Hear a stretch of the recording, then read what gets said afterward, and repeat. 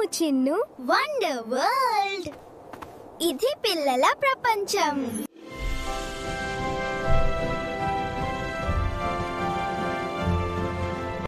Hi friends, welcome to Ammu Chinnu wonder world. నేను మీ అమ్ము. నేను మీ చిన్ను. ముందుగా మీ అందరికీ అమ్ము చిన్ను వండర్ వరల్డ్ తరపున happy new year friends.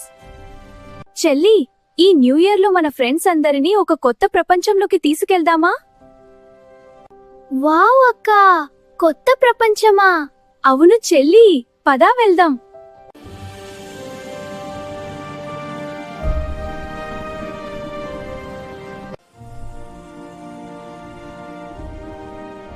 Wow friends, ఇప్పుడు మనం ఒక ఫన్నీ కూరగాయల కథ చెప్పుకుందామా?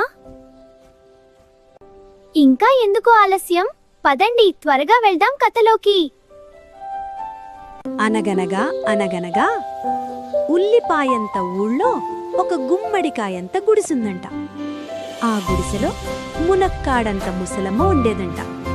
ముసలమ్మంటే చిన్నగా సన్నగా మునక్కాయలా. ఒకరోజు ఆ ముసలమ్మ పనసకాయంత పొలానికెళ్ళిందంట. అప్పుడే ఏమైందో తెలుసా?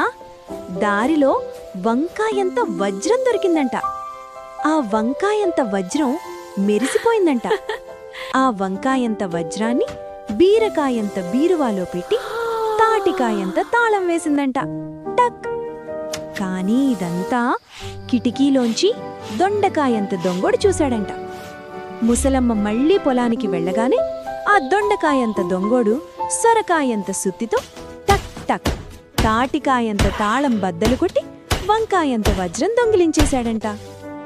ముసలమ్మ వచ్చి చూసేసరికి వజ్రం లేదు. అయ్యో!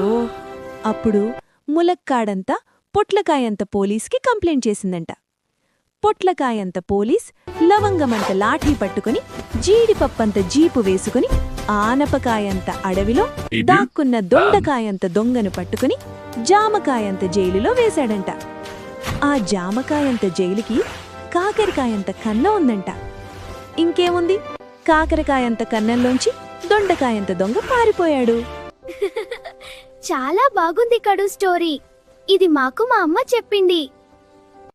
అవును, మేము పడుకునే తప్పుడు రోజు మా అమ్మ మాకు కథలు చెప్తుంది. అన్నట్టు మీ పేరెంట్స్ 90s కిడ్సా? అయితే ఈ స్టోరీ మీ పేరెంట్స్ కి తెలిసేమో అడిగి చూడండి. ఓకే ఫ్రెండ్స్, మరిన్ని మంచి మంచి స్టోరీస్ తో మళ్ళీ కలుద్దాం.